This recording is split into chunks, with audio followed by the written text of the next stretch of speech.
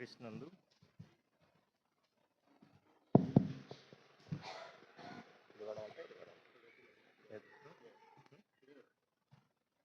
క్రీస్తునందు ప్రేమైన దేవుని బిడ్డలారా కూడి వచ్చిన మీ అందరికీ యేసు క్రీస్తునవున ప్రత్యేకమైన వందనాలు. ప్రభు మహా కనికరాన్ని బట్టి ఉదయకాల వేళ 6 గంటల నుంచి ఇంతవరకు దేవుని సన్నిధిలో ఓపికతో నిబ్బరముతో దేవుని యొక్క సన్నిధానములో దేవుని ఆరాధించటానికి మరి ఎంతో భక్తి శ్రద్ధలతో దేవుని సన్నిధిలో ఉన్న మీ అందరికీ దేవుడు మేలైన దీవెనలు దయచేయునుగాక. మరి పరిశుద్ధ బైబిల్ గ్రంథములో నుంచి మరి విశ్వాసులమైన మన ఆత్మీయ జీవితంలో క్షేమాభివృద్ధి కొరకై కొన్ని తలంపులు జ్ఞాపకం చేసుకుందాం. ఆదికాండం, పరిశుద్ధ బైబిల్ గ్రంథములో నుంచి ఆదికాండం 4వ అధ్యాయము మొదటి వచనం నుంచి 10 వచనాలు జ్ఞాపకం చేసుకుందాం. నేను ఒక వచనం చదువుతాను, మీరు ఒక వచనం చదవండి. చాలామంది కూర్చొని చాలా నీరసించిపోయారు, నిద్రావస్థలో ఉన్నారు. మిమ్మలను పురికొల్పుటకై మరి పరిశుద్ధ బైబిల్ గ్రంథంలో నుంచి ఆదికాండం 4వ అధ్యాయం మొదటి వచనం నుంచి 15 వచనాలు వచనం మార్చి వచనం చదువుకొని లేఖన భాగంలో సాగి వెళ్దాం. నేను మొదటి వచనం చదువుతున్నాను, రెండవ వచనం మీరు చదవండి. బైబిల్ ఎంతమంది చూడగలుగుతున్నారో ఒక విధంగా మీకు చిన్న పరీక్ష. ఆదాము తన భార్య అయిన హవ్వను కూడినప్పుడు ఆమె గర్భవతి కయ్యీనుని కని, యెహోవా దయ వలన నేను ఒక మనిషిని సంపాదించుకున్నానెను.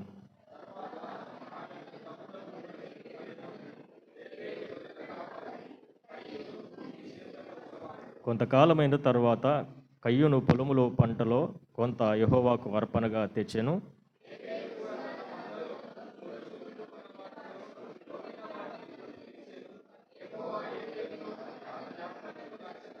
కయ్యూను తని అర్పణను ఆయన లక్ష్య పెట్టలేదు. కాబట్టి కయ్యూను మిక్కిలి కోపం వచ్చి అతడు తన ముఖమును చిన్నపుచ్చుకొనగా,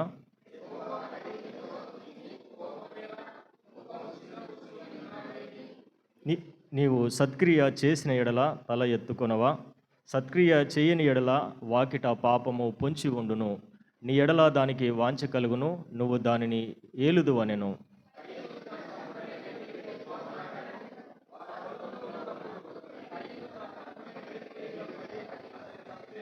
యెహోవా నీ తమ్ముడైన ఏబేలు ఎక్కడున్నాడని కయ్యను అడగగా, అతడు నేనెరగను, నా తమ్మునికి నేను కావలివాడనా అనెను.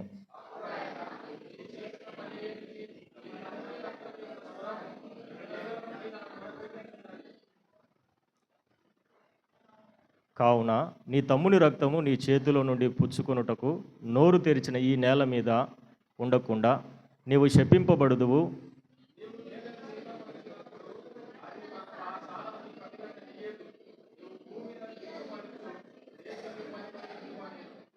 అందుకు కయ్యను, నా దోష శిక్ష నేను భరించలేనంత గొప్పది.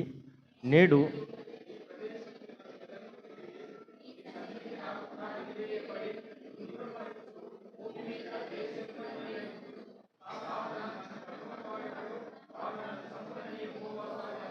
అందుకు యెహోవా అతనితో, కాబట్టి ఎవడైనను కయ్యీనును చంపిన ఎడల వానికి ప్రతిదండన 7 అంతలు కలుగునెను. దయగల తండ్రి, ఈ ఉదయకాల వేళ చదివినటువంటి లేఖనాన్ని మా కొరకు మీరు దీవెనకరంగా మార్చండి. చదివిన లేఖనాల్లో ప్రభువా, మరి నీ గొప్ప సంకల్పం, నీ ఉద్దేశం మానవుల పట్ల ఏమై ఉన్నదో, మరి మానవుని పట్ల నీ యొక్క గొప్ప ఆశ ఏమై ఉన్నదో, మానవుడు ఏమయ్యాడో ఇందులో రాయబడిన సంగతులు ప్రభువా యుగాంతమందు బుద్ధి కలగటానికై మా కొరకై మీరు భద్రపరిచి బయలుపరుస్తున్నందుకై నీకు స్తోత్రం చెల్లిస్తూ ఉన్నాం. నాయనా, చదివిన లేఖనాలను మా ఆత్మీయ క్షేమాభివృద్ధి కొరకు మీరే నడిపించండి. మీ కృపకై మమ్మలను జ్ఞాపకం చేసుకోమని ప్రార్థన చేస్తూ ఉన్నాం. నిష్ప్రయోజకుడు మీ పక్షంగా ఉన్నాడు తండ్రి, ఖాళీ చేయండి. నీ ఆత్మకార్యాలు జరిగించమని నీ సన్నిధికి అప్పచెప్పుకుంటూ ఉన్నాం. వింటున్న మాలో క్షేమం, ఆదరణ, దిద్దుబాటు, పురికొల్పు కలిగించమని, తద్వారా భూలోకంలో మీరు వచ్చేంత వరకు నీ కొరకు నమ్మకముగా సాక్షులుగా బ్రతుకుటకు మాకు కృప చూపమని నీ కృపగల హస్తాలకు మమ్మలను మేము అప్పచెప్పుకుంటూ ఉన్నాం. ఆశతో నీ లేఖనాల వైపు మేము ఎదురు చూస్తున్నాం మా ప్రభువా. ఆశగల ప్రాణాలను తృప్తిపరిచే దేవుడు. మీరు మాట్లాడే దేవుడు, మనుషులను మార్చే దేవుడు. నీ మాటకు శక్తి ఉన్నది ప్రభువా. నీ మాటే మనుషులను బ్రతికించగలిగినటువంటి మాట. నీ మాటల కొరకు ఆశతో ఎదురు చూస్తూ ఉన్నాం. మీ కార్యాలు మా మధ్య జరిగించమని, వింటున్న మాలో మీ యొక్క కృప చేత, మీ కనికరం చేత, మీ ఆత్మచేత మమ్మలను బలపరచమని, చీకటి శక్తులను శబ్దశక్తులను లయపరచమని, సమస్త విషయాల్లో మిమ్మల్ని మీరే మహింపరచుకుందరని మా ప్రాణ విమోచకుడైన యేసయ్య దివ్యనామను దీలమై ప్రార్థించి బ్రతిమాలి వేడుకుంటూ ఉన్నాము తండ్రి. ఆమెన్. ప్రేమిన దేవుని బిడ్డలారా, చదువుబడినటువంటి లేఖన భాగం ప్రతి ఒక్క క్రైస్తవ విశ్వాసీ జీవితంలో కనీసం ఒక్కసారైనా చదివి విని ఉన్నటువంటి లేఖన భాగం. అయితే ఈ చదివిన లేఖన భాగములో దేవుడు ప్రత్యక్షంగా ప్రశ్నించటం మనం చూస్తూ ఉన్నాం. మరి వాస్తవానికి 2వ అధ్యాయం వరకు దేవుడు ఎవరిని ప్రశ్నించినటువంటి పరిస్థితి లేదు. మరి ఆదికాండం 3వ అధ్యాయంలో మొదటి ప్రశ్న ఏదేనులో ప్రారంభమైనది. ఆదికాండం 3వ అధ్యాయం మొదటి వచనంలో గమనించినట్లయితే ఏదేనులో ఉన్నటువంటి ఆదాము అవ్వలను మరి ఎవరు ప్రశ్నించారో చూడండి. ఆదికాండం 3వ అధ్యాయం మొదటి వచనంలో మాటను గమనించినట్లయితే, దేవుడైన యెహోవా చేసిన సమస్త భూజంతువులలో సర్పము యుక్తిగలదై ఉండెను. అది ఆ స్త్రీతో, ఇది నిజమా? ఈ తోట చెట్లలో దేని ఫలమునైనను మీరు తినకూడదని దేవుడు చెప్పిన 2 ప్రశ్నలు ఉన్నాయి చూడండి. ఇది నిజమా? మొట్టమొదటి ప్రశ్న ఎక్కడ ప్రారంభమైనది? ఏదేనులో ప్రారంభమైనది. అది దేవుడు వేసిన ప్రశ్న కాదు. ఎవరు వేసినటువంటి ప్రశ్న? సాతాను వేసినటువంటి ప్రశ్న. 2 ప్రశ్నలు వేసింది సాతాను. ఇది నిజమా?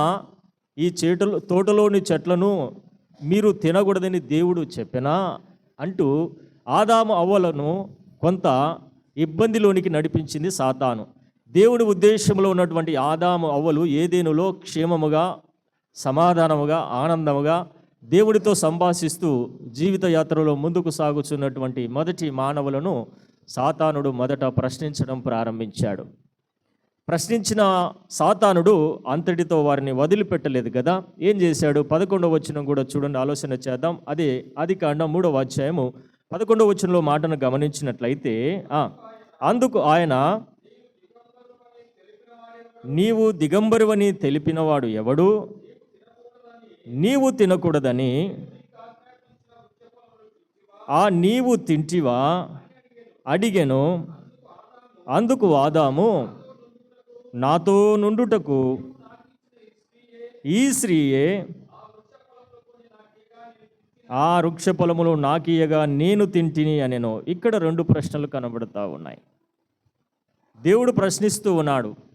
నువ్వెక్కడున్నావు ఆదామా అని అడిగినప్పుడు ఏమంటున్నాడు? నేను నీ స్వరము వినినప్పుడు దిగంబరిగా ఉంటిని కనుక నేను చెట్ల చాటున దాగుకొంటిని. దేవుడు పిలుస్తూ ఉన్నప్పుడు ఆదాము నుంచి వస్తున్నటువంటి సమాధానం చూస్తూ ఉన్నాం.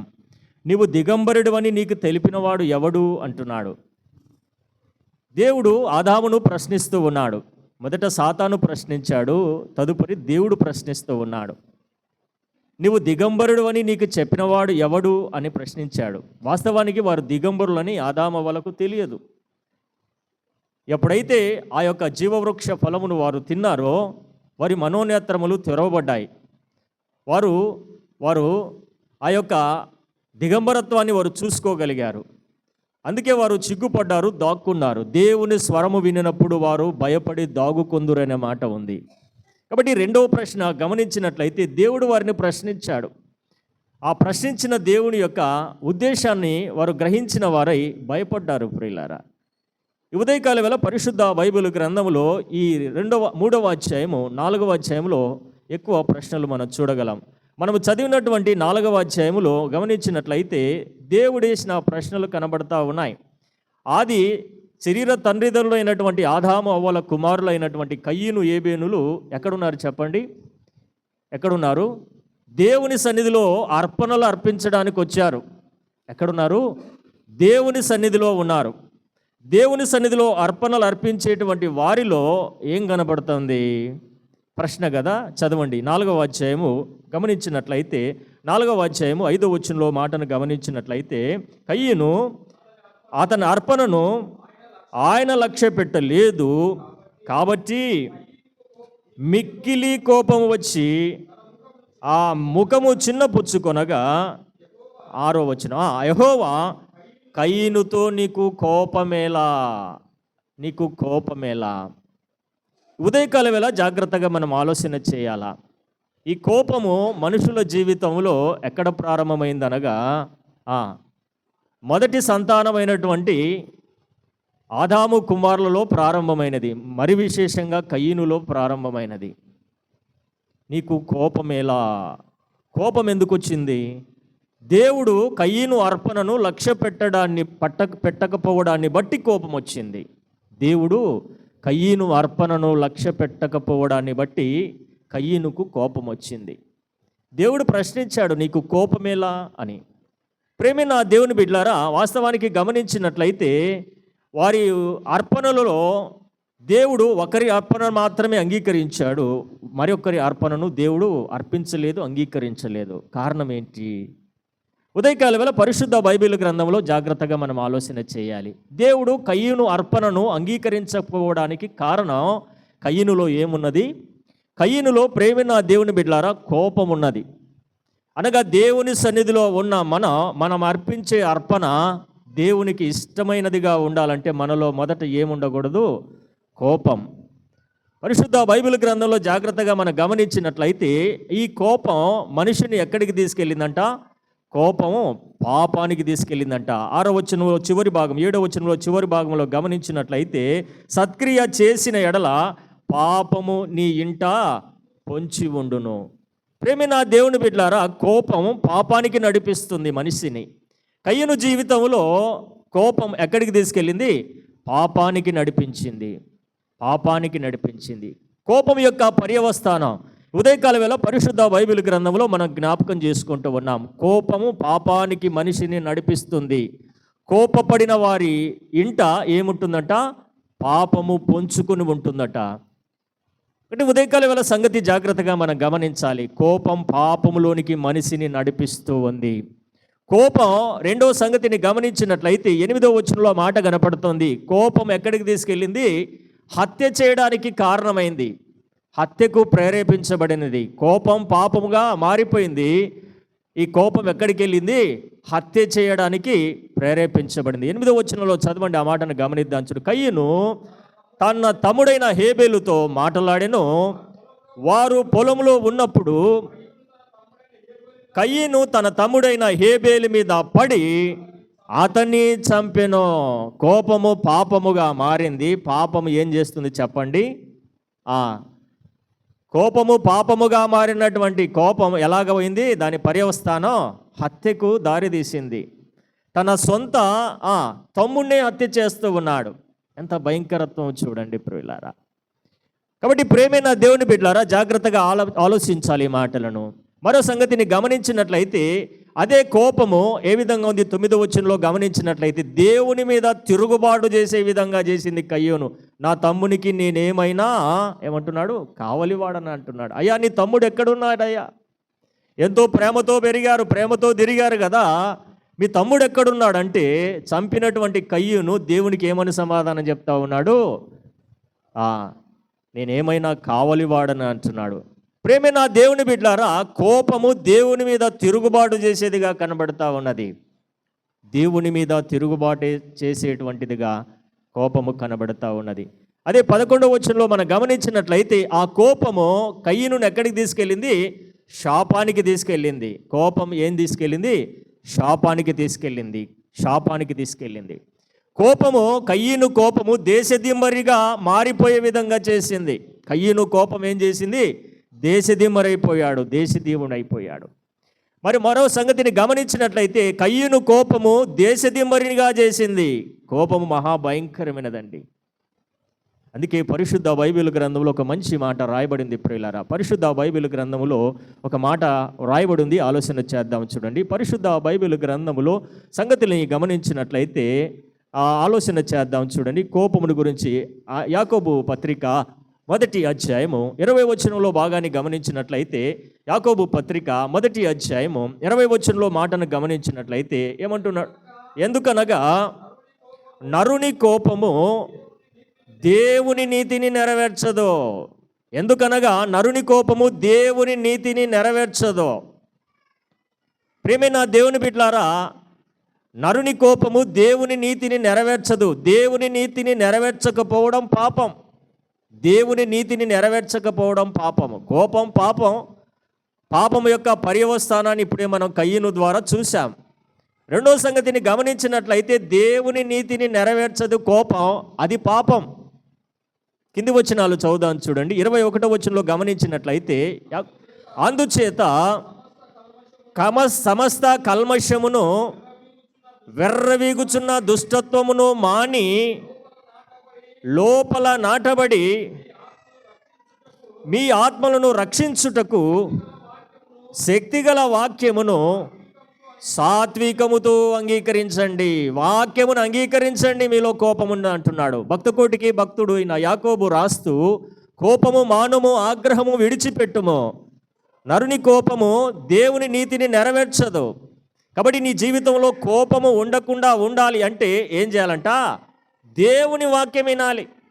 అమ్మా తిరగొద్దమ్మా, అయ్యలు తిరగొద్దండి. దేవునికి కోపం ఇటువంటి వాటి మీదనే వచ్చేది. దేవుని ఆత్మ సంచరం చూస్తూ ఉన్నప్పుడు దేవుని ఆత్మని ఎవరు అడ్డగిస్తారో దేవునికి కోపం వస్తుంది. అనేక సంగతులు ఉన్నాయి, చూపించడానికి సమయం సరిపోదు ప్రియులారా. పంచమ గ్రంథాల్లో గమనించినట్లయితే దేవుని కోపము మనుషుల మీద ఎలాగ రగులుకుందో, ఎలాగ వారిని నష్టంలోనికి నాశనంలోనికి వారిని నడిపించిందో కోపం ఆలోచన చేస్తే భయం అవుతుందండి. మొదటే ప్రారంభమైన కోపము పరిస్థితిని, స్థలాలను, మనుషులను జ్ఞాపకం చేసుకుంటూ ఉన్నాం. యాకోబు ద్వారా కొత్త నిబంధనలో భక్తులకు తెలియజేస్తూ ఉన్నాడు, నరుని కోపము దేవుని నీతిని నెరవేర్చదు. నరుడు కోపము కలిగి ఉండకుండా ఉండాలంటే ఏం చేయాలంట? దేవుని వాక్యము వినేవాడై ఉండాలి. దేవుని వాక్యము మన బ్రతుకులను, మన కోపాన్ని, మన పరిస్థితులను మార్చివేస్తుంది. కోపము మానుము, ఆగ్రహము విడిచిపెట్టుమంటున్నాడు దేవుడు. పరిశుద్ధ బైబిల్ గ్రంథంలో గమనించినట్లయితే కోపము మానుము, ఆగ్రహము విడిచిపెట్టమంటున్నాడు. కారణం, దేవునికి మనుషుని కోపము దేవుని నీతిని నెరవేర్చదు కాబట్టి, దేవునికి ఇష్టమైనది కాదు కాబట్టి, దేవునికి వ్యతిరేక స్వభావం కలిగినది కాబట్టి కోపమును విడిచిపెట్టమంటున్నాడు దేవుడు. కోపమును విడిచిపెట్టాలంటే ఒకే ఒక సూత్రం, దేవుని మాటలు వినాలి. అదే యాకోబు పత్రిక మొదటి అధ్యాయము మరొక సంగతిని చూద్దాం చూడండి. 22వ వచనం, 23వ వచనం కూడా మనం జ్ఞాపకం చేసుకుందాం చూడండి. మీరు దేవుని వాక్యము వినువారు మాత్రమై ఉండి మిమ్మలను మీరు మోసపుచ్చుకొనకుండా జాగ్రత్తగా ఉండండి. ఆ మాట ప్రకారము, ఆ వాక్యము ప్రకారము ప్రవర్తించువారై ఉండండి. ఎవడైనను వాక్యమును వినువాడు మాత్రమై ఉండి దాని ప్రకారము ప్రవర్తించని వాడైతే ఆ అద్దములో చూసుకొని తన సహజముఖమును ప్రక్కకు పోయేవాడు. దేవుని వాక్యం వినిపించబడుతున్నప్పుడు, దేవుని వాక్యము ప్రకటించబడుతున్నప్పుడు, దేవుని వాక్యం మన మధ్య సంచరిస్తూ ఉన్నప్పుడు వి హ్యావ్ టు రిసీవ్. మన బాధ్యత దేవుని వాక్యాన్ని మనము తీసుకోవాలి, అంగీకరించాలి. మీరు వినువారు మాత్రమై ఉండి మిమ్మల్ని మీరు మోసపుచ్చుకొనక. ఈనాడు క్రైస్తవ సమాజంలో కనబడుతున్నది అదే. ఏ సోషల్ మీడియా చూసినా, ఏ టెలివిజన్ ఛానల్ చూసినా దేవుని వాక్యం కుమ్మరించబడతా ఉంది. దేవుని వాక్యం కుమ్మరించబడతా ఉంది. అయినా మనుషుల జీవితంలో దేవుని వాక్యం వినేవారు లేరు, వినేవారు అంగీకరించేవారు లేరు, అంగీకరించి అనుసరించేవారు లేరు. కాబట్టి కోపం కుటుంబాల్లో కోపము తాండవిస్తూ ఉన్నది. అన్నదమ్ముల మధ్య కోపము తాండవిస్తూ ఉన్నది. బంధువుల మధ్య కోపం తాండవిస్తూ ఉన్నది.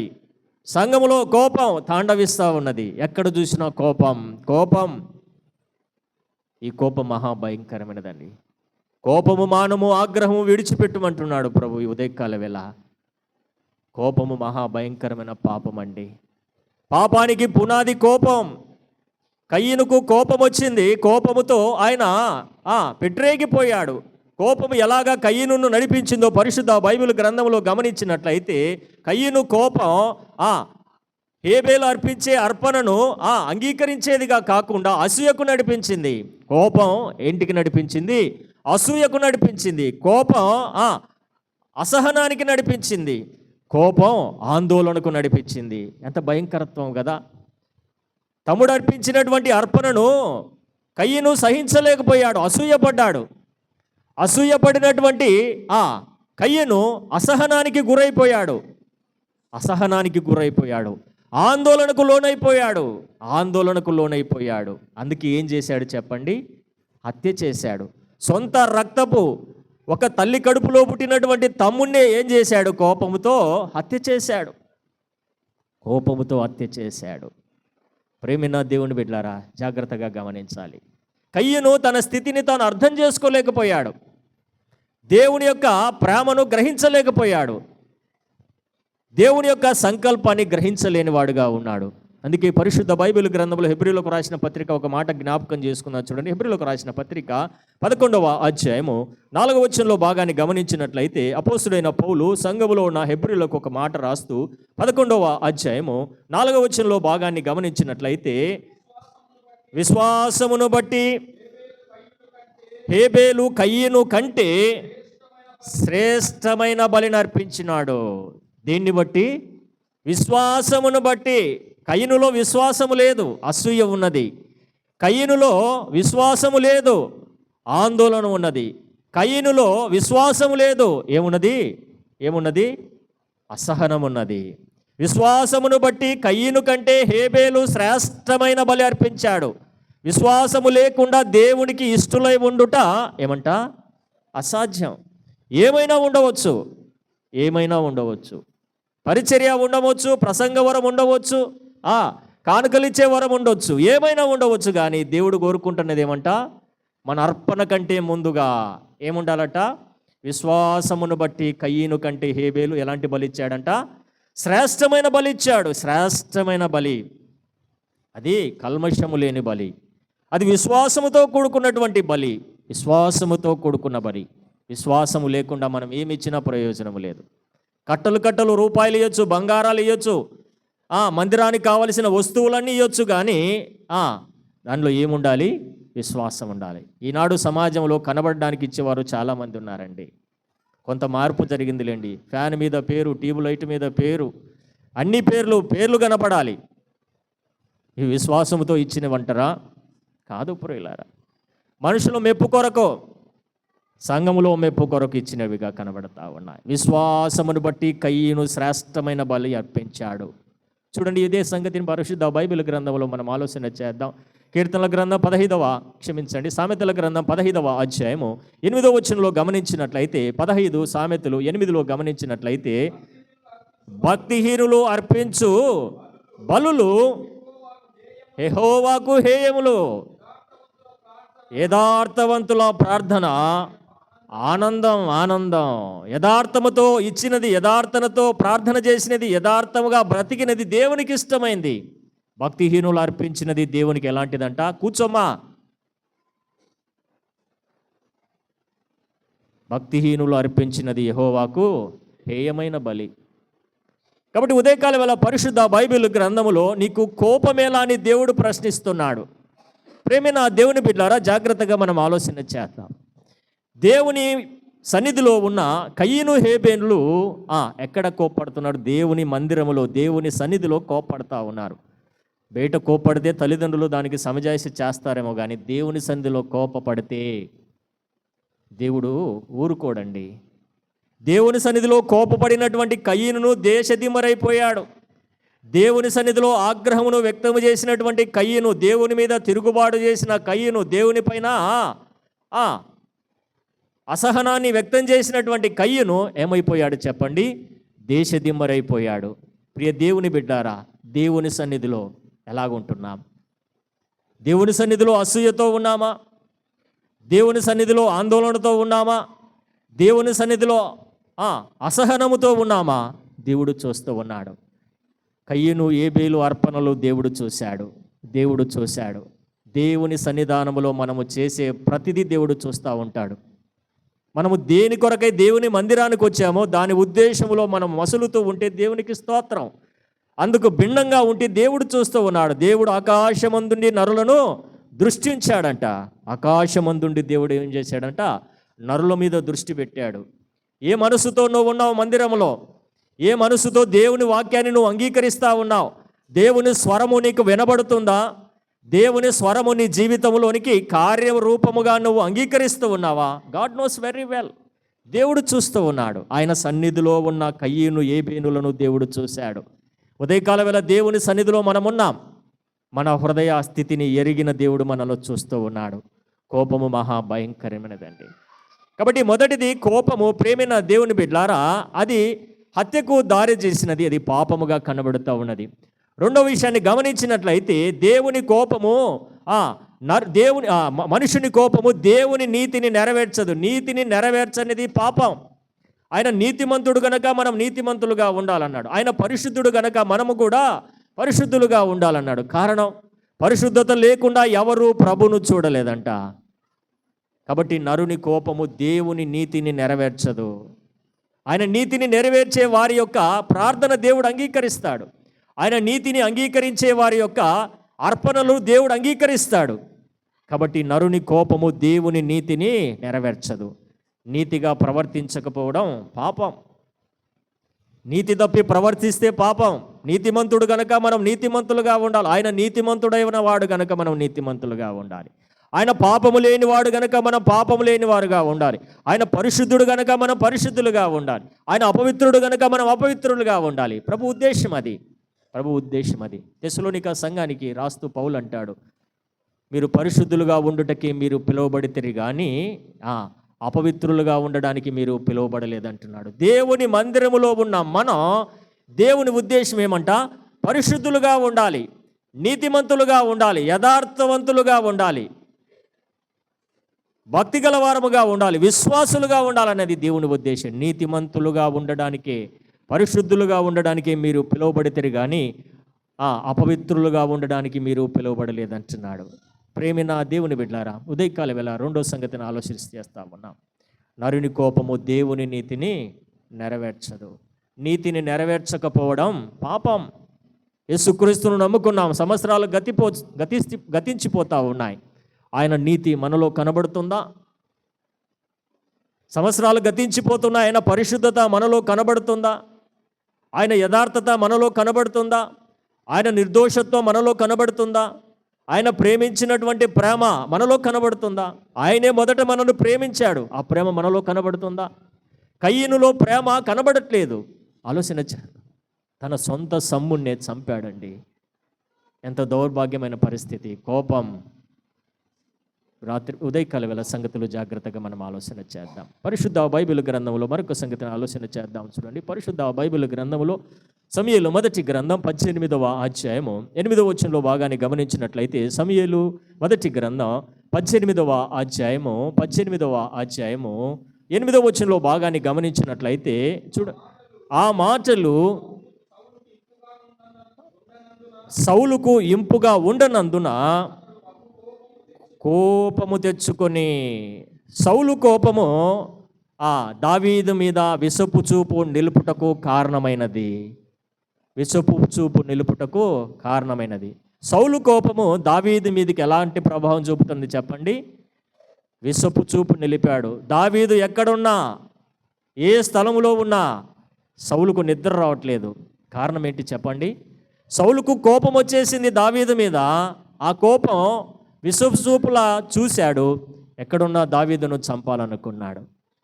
దావీదు ఎంతగానో నమ్మకస్తునిగా సౌలు దగ్గర ఉన్నాడు.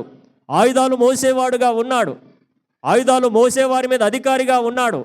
సౌలుకు ఎంతగానో నమ్మకంగా విధేయత గలవాడుగా ఉన్నాడు. కానీ ఏమొచ్చింది చెప్పండి? అక్కడ ఉన్నటువంటి జనం సౌలుకు కోపం వచ్చే విధంగా సౌలు 1000 కొలది, దావీదు 10,000 కొలదని పాటలు పాడారు. ఏమొచ్చింది చెప్పండి? ఆ సౌలులో కోపం వచ్చింది, సౌలుకు అసూయ వచ్చింది, సౌలుకు ద్వేషం వచ్చింది. ఎవరి మీద వచ్చింది? దావీదు మీద వచ్చిందండి. అందుకే నేను అప్పుడప్పుడు తెలియజేస్తూ ఉన్నాను, ప్రసంగాలు మెచ్చుకోకండి, పాటలు వారిని మెచ్చుకోకండి. ఎప్పుడైతే మీరు మెచ్చుకుంటున్నారో తెలియకనే మీరు ఇతరు వారి పక్క వారిపైకి మీరు ద్వేషాన్ని రేకెత్తిస్తున్నట్టు వారే. ఆయన ప్రసంగం బాగా చెప్పాడంటే ముందు చెప్పినైనా బాగా చెప్పలేదని అర్థం. అంతేనంటారా? ఆయన బాగా పాట పాడాడంటే పక్కనోడు సరిగా పాట పాడలేదని అర్థం. ఆమె మంచిదంటే పక్కనుండేమే మంచిది కాదని అర్థం. అంతే కదా. దీనివల్ల ఏమొస్తుంది చెప్పండి? సౌలు తన జీవితంలో కోపానికి లోనైపోవడానికి కారణం ఏం చెప్పండి? ప్రజలే. సౌలు 1000 కొలది, దావీదు 10,000 కొలది అన్నారు. కాబట్టి ప్రేమైన దేవుని బిడ్డలారా, సౌలు కోపము దావీదు మీద విషపు చూపు నిలపటానికి కారణమైపోయింది. జాగ్రత్త సుమా, మన చూపు ఎలాగుంది? ఎవరైనా అభివృద్ధిలోనికి వస్తూ ఉంటే, ఎవరైనా దేవుని దీవెనలకు పాత్రలు అవుతూ ఉంటే, ఇవి మందిరంలో జరిగేవి, దేవుని సన్నిధిలో జరిగే సంగతులు. మన కోపము, మన చూపు ఏ విధంగా ఉంది? సౌలు చూపు దావీదు మీద విషపు చూపులాగా ఉంది. దావీదును చంపాలని ఎంతగానో ప్రయత్నం చేశాడు. కోపం ఎక్కడికి తీసుకెళ్తుంది చెప్పండి? హత్య చేయడానికి ప్రేరేపిస్తూ ఉంది. దావీదును చంపే వరకు ప్రయత్నంలోనికి వెళ్ళిపోయింది సౌలు కోపం. ఉదయకాల వేళ జాగ్రత్తగా ఆలోచన చేద్దాం. పరిశుద్ధ బైబిల్ గ్రంథంలో సంగతులు జాగ్రత్తగా మనం ఆలోచన చేద్దాం. చూడండి, ఆలోచన చేద్దాం. పరిశుద్ధ బైబిల్ గ్రంథంలో ఆలోచన చేద్దాం. కీర్తనల గ్రంథం 37వ కీర్తన 8వ వచనంలో భాగాన్ని గమనించినట్లయితే 37:8లో మాటను గమనిద్దాం. చూడండి, కోపము మానుము, ఆగ్రహమును విడిచిపెట్టుము, వ్యసన పడకుము, అది కీడుకే కారణమవుతుంది. వ్యసన పడకుము, అది కీడుకే ఏమవుతుందంట? కారణమవుతుందంట. సౌలు కోపము ఎంతవరకు వచ్చింది చెప్పండి? తనకే కీడు వచ్చింది. కోపపడకము, వ్యసన పడకము, ఆ కోపం ఏమవుతుందంట? నీ మీదికి కీడే వస్తుంది. మరొకసారి చదవండి, ఎంత మంచి మాట. కోపము మానుము, ఆగ్రహమును విడిచిపెట్టుము, వ్యసన పడకము, అది కీడుకే కారణం. వ్యసన పడకు. ఆయన బాగున్నాడని వ్యసపడకు. అతడు అభివృద్ధిలోనికి వస్తున్నాడని వ్యసనపడకు. అతడు ప్రత్యేకంగా ప్రభు కొరకు జీవిస్తున్నాడు, పవిత్రుడిగా బ్రతుకుతున్నాడని వ్యసనపడకు. అభివృద్ధిలోనికి వస్తున్నాడని వ్యసనపడకము. అది ఏం చేస్తుందంట? కీడొస్తుంది. నువ్వు సత్క్రియ చేసిన ఎడల నీ ఇంట ఏముంటుందంట? పాపము పొంచుకొని ఉంటుందంట. వ్యసనపడకు. అది కీడుకు కారణమవుతుంది. దావీదు వ్యసనం, సౌలు వ్యసనం ఎక్కడికి తీసుకెళ్ళింది? కీడొచ్చేసింది. కీడు తెచ్చుకున్నాడు ప్రియులారా. కాబట్టి ఈ ఉదయకాల వేళ పరిశుద్ధ బైబిల్ గ్రంథంలో సంగతులు జాగ్రత్తగా ఆలోచన చేస్తున్నాం. వ్యసన పడకము, కోపపడకము, కోపము మానము, ఆగ్రహము విడిచిపెట్టము. వ్యసన పడకము, అది నీ మీదకి కీడు తెస్తుంది. కోపము ఏం తెస్తుంది? కీడు తెస్తుంది. కయ్యను జీవితంలో అదే జరిగింది ప్రియులారా. కయ్యను జీవితంలో కీడు వచ్చింది. దేవుడు ముద్ర వేశాడు. ఎవరు చంపకుండా దేశదిమ్మరై తిరుగుతూ ఉన్నాడు. ఎవరు కూడా చంపకూడదు. ఇంకా బ్రతికినంతకాలం దౌర్భాగ్యమైన బ్రతుకు, దేశదిమ్మరై తిరుగుతూ ఉన్నాడు. కారణం ఒకటి ఏమిటంట? కోపం. తల్లిదండ్రులు చెప్తే కోపం, సంఘ పెద్దలు చెప్తే కోపం, దేవుని వాక్యం చెప్తే కోపం, దేవుని మాటలు హెచ్చరిక చేస్తే కోపం, దేవుడు ప్రశ్నిస్తే కోపం. కయ్యను జీవితంలో దేశదిమ్మరైపోయాడు. కారణం దేవుని మాటలకు లోబడలేదు కాబట్టి ప్రేమైన దేవుని బిడ్డలారా, ఉదయకాల వేళ దేవుని సన్నిధిలో ఉన్న మనం మన వ్యక్తిగత జీవితాన్ని, మన భక్తి జీవితాన్ని ఒకసారి మనం ఆలోచన చేసుకుందాం. కయ్యను వలె మన జీవితంలో కోపం, ఆగ్రహం, అసూయ పెట్టరేగిపోతూ ఉంటే ఆలోచన చేసుకుందాం. కోపము కీడు తెచ్చిపెడుతుంది. కోపము అవమానం తెచ్చిపెడుతుంది. కోపము జగడాలు తెచ్చిపెడుతుంది. కోపము మహాభయంకరమైనటువంటి దేవునికి దూరంగా, దేవుని మీద తిరుగుబాటు చేసేదిగా మనుషులను ప్రేరేపిస్తుంది. కయ్యను దేవుని మీద తిరుగుబాటు చేశాడు.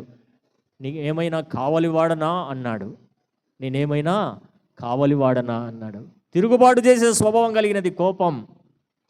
పరిశుద్ధ బైబిల్ గ్రంథంలో సంగతులు ఆలోచన చేస్తూ ఉన్నాం. చూడండి, దాటి వెళుదాం. మరొక 4వ సంగతిని ఆలోచన చేద్దాం.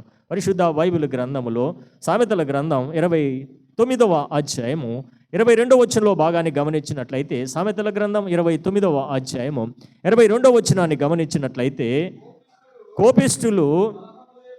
కోపిష్ఠులు ఏం చేస్తారంట? కలహము రేపుతారట. ముంగోపి అధికమైన దుష్క్రియలు చేస్తాడు. చూడండి, ఆలోచన చేయాల. కోపం వలన ఏం జరుగుతుందంట? కలహం వస్తుంది. ఎక్కడ కోపిష్టి వాడు ఉంటాడో అక్కడ కొట్లాటలు ఉంటాయి. ఎక్కడ కోపిష్టి భర్త ఉంటాడో ఆ కుటుంబంలో ఏముంటుంది చెప్పండి? కలహం ఉంటుంది. ఎక్కడ కోపిష్టి భార్య ఉంటుందో ఆ కుటుంబంలో ఏముంటుంది చెప్పండి? కలహములు ఉంటాయి.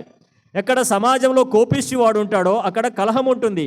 సంఘంలో కోపిష్టి వాడు ఉంటే ఏముంటుంది? కలహములు ఉంటాయి. కలహములు ఎక్కడి నుంచి వస్తాయంట? కోపం. కోపం కోపం ఎంత భయంకరమైంది కదా. కుటుంబం ప్రశాంతంగా ఉండాలంటే భర్త కోపం లేనివాడుగా ఉండాలి. కుటుంబం నెమ్మదిగా ఉండాలంటే భార్య కోపము లేని దానిగా ఉండాలి. భార్యాభర్తలు కోపము లేని వారుగా ఉంటే పిల్లలు కోపము లేని వారుగా ఉంటారు. ఒకరిలో కోపం ఉన్నా కూడా బ్యాలెన్స్ తప్పిపోతుందండి. కోపం మహాభయంకరమైనది. కోపం ఏం చేస్తుందంట? కలహం పుట్టిస్తుందంట. కలహాలు జరుగుతున్నాయి. కారణం ఏమిటంట? కోపమే. ఈనాడు సమాజంలో మనుషులకు ఒత్తిడి ఎక్కువైపోయింది. ఒక పురుషుడు ఉద్యోగ ఒత్తులను బట్టి ఇంటిలో కోపం చూపాడు అనుకోండి, భార్య మీద కోపం చూపితే భార్య ఎవరి మీద కోపం చూపాలి? పిల్లల మీద కోపం చూపాలి. పిల్లలు ఎవరి మీద కోపం చూపాలి? ఇంట్లో వస్తువుల మీదనో కుక్క మీదనో కోపం చూపాలి.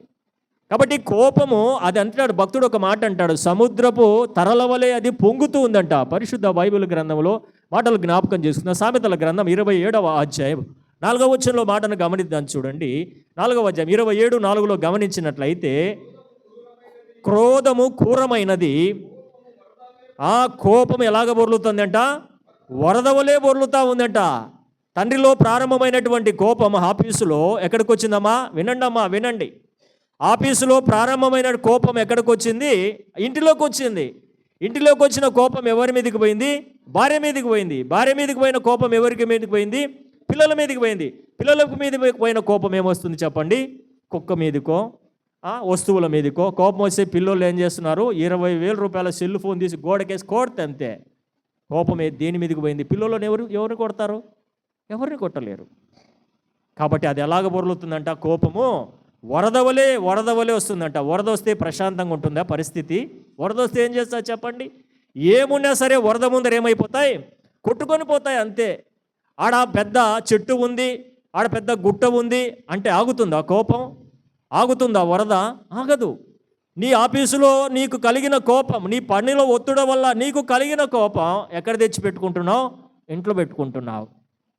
కోపము మానము, ఆగ్రహము విడిచిపెట్టము. కోపము వరద వలె వస్తుంది, ఇంట్లో మీదకి వస్తుంది, ఇంట్లో జరబడుతుంది. ఇంకా అవసరమైతే పక్కనోళ్ళ మీదకి పోతుంది ఆ కోపం. అది వరద కదా, అంతటితో ఆగుతుందా? నీ భార్యాభర్తలతోనే అది ఆగిపోదు. వరద ఏం చేస్తుంది? దానికి హద్దులు ఏమైనా ఉన్నాయా చెప్పండి? వరద వచ్చింది అనుకోండి, వరద వస్తే ఏమి కాలువలాగా మారుతుంది, అది ఎక్కడికైనా పోతుంది. పక్కనోళ్ళ మీదకి పోతుంది, పక్కింటి వాళ్ళ మీదకి పోతుంది. కోడి మీద కుక్క మీద పెట్టి కోపం వ్యక్తం చేస్తారు, మరుసటి రోజు కట్టెలు తీసుకొని కొట్లాడతారు. కోపం అది వరద వలె ప్రవేశిస్తుందట. విశ్వాసులు సమాజంలో సమాధానంగా, సంఘములో సమాధానంగా ఉండకపోవడానికి కారణం ఏమంట? వరద వలె పొంగేటువంటి కోపం. కోపం వరద వలె వస్తుందట. వరద ఏ అడ్డం వచ్చినా కొట్టుకొని పోతుంది అంతే, తీసుకెళ్ళిపోతుంది అంతే. అది స్టేషన్ దాకా తీసుకెళ్ళిపోతుంది, అది జైలుకి తీసుకెళ్ళిపోతుంది, అది కోర్టుకు తీసుకెళ్ళిపోతుంది. కోపం ఎన్ని కుటుంబాలండి స్టేషన్లో పాలవుతున్నటువంటి కుటుంబం. కారణం ఏమిటి? కోపం. భార్య కోపం, భర్త కోపం ఎక్కడికి వెళ్తుంది? బజారుకి వెళ్తుంది. బజారుకి వెళ్ళిన కోపం అక్కడ తాగుతుందా? వరద వలె అది ఎక్కడికి వెళ్ళిపోయిందంట? స్టేషన్కి వెళ్ళిపోయిందంట. అక్కడ తాగిందా కోపం?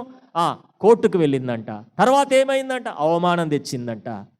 ప్రేమైన దేవుని సంగమా, ఉదయకాల వేళ జాగ్రత్తగా ఆలోచన చేద్దాం. కోపము మానుము, ఆగ్రహము విడిచిపెట్టుము అంటున్నాడు.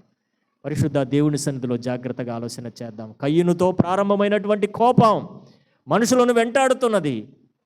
ఆయన శరీరంగా ఆయనకు మనకు రక్త సంబంధం ఉంది, అంతేనంటారా? ఆదాము రక్తం మనలో ఉంది. ఎంత పవిత్రుడైనా, ఎంత పరిశుద్ధుడైనా ఏమొస్తుంది చెప్పండి? ఆదాము రక్తం సర్రున ప్రవహిస్తుంది. సహించలేడు. అన్నాని లేదు, తమ్ముడని లేదు, అక్కని లేదు, చెల్లెని లేదు, భార్య అని లేదు, బిడ్డలని లేరు. ఏమొస్తుంది? ఆదాము రక్తం భయంకరంగా ప్రవహిస్తుంది. దీనికే డాక్టర్లు ఏమని పేరు పెట్టినారు? బీపీ అట. బెడ్ ప్రెషర్ ఎక్కువైపోయిందంట. నాకు బీపీ వస్తుంది అంటుంటారు. ఏంటి బీపీ? కోపం. ఆదాము రక్తం సర్రన ప్రవహిస్తుంది కాబట్టి సమస్యలు వచ్చి పడుతూ ఉన్నాయి. ప్రేమైన దేవుని బిడ్డలారా, జాగ్రత్తగా ఆలోచన చేద్దాం. ఆదాము రక్తం పాపముతో నిండుకున్నటువంటి రక్తం, అవిధేయతతో నిండుకున్నటువంటి రక్తం. ఆదాము గర్భము నుంచినటువంటి కయ్యూను రక్తం కోపముతో నిండుకున్నటువంటి రక్తం. ఆ రక్త సంబంధం మనలో ఉంది కాబట్టి భార్య అంటే భర్తకు కోపం, సర్రున కోపం. ఏమంటాడో ఆయనకే తెలియదు. ఏం తీసుకుంటాడో ఆయనకే తెలియదు. ఏది ఉంటే దాంతో కొడతాడు. ఏం రక్తం ఇది? ఆదాము రక్తం. కూర్చుంటే కుర్చీతో కొడతాడు, కట్టె ఉంటే కట్టెతో కొడతాడు. ఆమె కిచెన్లో ఉంటే రూలు కర్ర తీసుకొని కొడుతుంది, గంటెతో కొడుతుంది. ఏం కోపం ఇది? ఆదాము కోపం, కయ్యనులో ఉన్న కోపం. ప్రేమైన దేవుని సంగమా, సమస్యలు ఎందుకు వస్తున్నాయంటే కోపం. ఎంత భయంకరమైందో కదా. కోపము మానుము, ఆగ్రహమును విడిచిపెట్టుము. దేవుని నీతిని కోపము నెరవేర్చలేదు. మానవుని కోపము దేవుని నీతిని నెరవేర్చలేదు. ఈ దినాన కుటుంబాలు విచ్ఛిన్నమైపోవడానికి, సమాజంలో అవమానం పరచబడ్డానికి కారణం కోపమే. కోపమే. ఏం కొంచెం ఓపిక లేదా నీకు? కొంచెం సహనం లేదా నీకు? కొంచెం ఓపిక పట్టుకో, పరిస్థితులు ఏమవుతాయో. ప్రేమైన దేవుని బిడ్డలారా, ఈరోజు క్రైస్తవ కుటుంబాలు సమాజంలో అవమానపరచబడ్డానికి, క్రైస్తవ కుటుంబాలు బజార్లో కనబడడానికి కారణం కోపం. కోపం. అందుకే దేవుడు ఏదేనులో ఉన్నటువంటి ఆదాములను ప్రశ్నించాడు. వారి కుమారులైనటువంటి కయ్యను ప్రశ్నించాడు. నీకు కోపమేలా కయ్యను? నీకు కోపమేలా? ప్రియ విశ్వాసి, నీకు కోపమేలా? ప్రియ యవన తమ్ముడు, చెల్లి, నీకు కోపమేలా? ప్రభు అడుగుతున్నాడు. ఏదేనులో ప్రశ్నించిన ప్రభు, కయ్యను ప్రశ్నించిన ప్రభు, దేవుని సంఘం అనే ఏదేనులో ఉన్న విశ్వాసులైన మనల్ని కూడా ప్రశ్నిస్తున్నాడు. నీకు కోపమేలా? ఎందుకు కోప్పడుతున్నావు? ప్రతి విషయానికి నువ్వు కోప్పడుతున్నావు. సహనం నీలో లేదో. యేసుక్రీస్తు సహించాడు మన కొరకు. కొరడా దెబ్బలు సహించాడు. ముఖం మీద ఉమ్మి వేసినప్పుడు సహించాడు. ముళ్ళ కిరీటాన్ని సహించాడు. పక్కలో బల్లెపు పోటు పొడిచినప్పుడు ఆయన సహించాడు. కొరడా గుద్దులో గుద్దినప్పుడు ఆయన సహించాడు. యేసుక్రీస్తు నా కొరకు, నీ కొరకు సహించాడు. మన చిన్న వాటినే సహించలేకపోతా ఉన్నాం. అందుకే మన కుటుంబాలు జగడములు, కలహములు, భయంకరమైనటువంటి అవమానాలు వస్తూ ఉన్నాయి. పేరుకు మాత్రం విశ్వాసులమే కానీ మన విశ్వాసం ఏమైపోయింది చెప్పండి? మన విశ్వాసానికి పక్కన చేరింది. అంటే ఏంటి?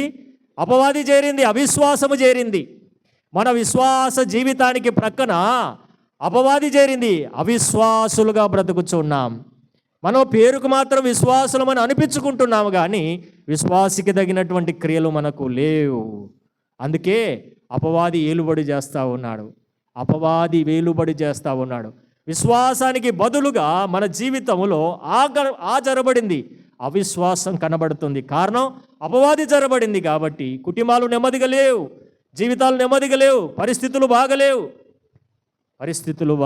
కారణం ఒకటే, కోపం, కోపం, కోపం. అది వరద వలె ఎలాగొస్తుందంటమ్మా? వరద వలె వస్తుందంట. ఈ యుద్ధకాలం వల్ల జాగ్రత్తగా సంగతులు మనం ఆలోచన చేద్దాం. పరిశుద్ధ బైబిల్ గ్రంథములో 4 సంగతులు మనం చేశాం. కోపము వలన దుష్టక్రియలు జరుగుతాయంట. దుష్టక్రియలు దేవునికి వ్యతిరేకమైనవి, అవి పాపముతో కూడుకున్నవి. దేవుని విడిచి వ్యభిచరించడం దుష్టక్రియ, కోపం దుష్టక్రియ, అబద్ధము దుష్టక్రియ, మోసం దుష్టక్రియ. దుష్టక్రియలు పాపముతో కూడుకున్నవి ప్రియులారా. కాబట్టి కోపము వలన దుష్టక్రియలు జరుగుతాయి. కోపం వలన ఏం జరుగుతాయంట? దుష్టక్రియలు జరుగుతాయి. కోపము వలన దుష్టక్రియలు జరుగుతాయి. దుష్టక్రియలతో పాపము నిండుకొని ఉంటుంది ప్రియులారా. కాబట్టి 4 సంగతులు మనం చూసాం. మొదటి, కయ్యూను కోపము హత్యకు కారణమైనది, అది పాపం. రెండవదిగా గమనించినట్లయితే నరుని కోపము దేవుని నీతిని నెరవేర్చదు కాబట్టి నీతి తప్పి బ్రతకడం పాపం. మూడవదిగా గమనించినట్లయితే సౌలు కోపము దావీదు మీద విసపు చూపు నిలిపినది కాబట్టి అది పాపం. పాపపు చూపు, విసపు చూపు పాపం. విసపు చూపు పాపం. మూడవదిగా గమనించినట్లయితే దుష్టక్రియలు చేయుట పాపం. దుష్టక్రియలు చేయుట పాపం. మరి 4వది చూసాం. 5వదిగా గమనించినట్లయితే చూడండి, కీర్తనల గ్రంథం 37వ కీర్తన 8వ వచనం చదువుకున్నాం కదా. చదవండి, మాట జ్ఞాపకం చేసుకుందాం.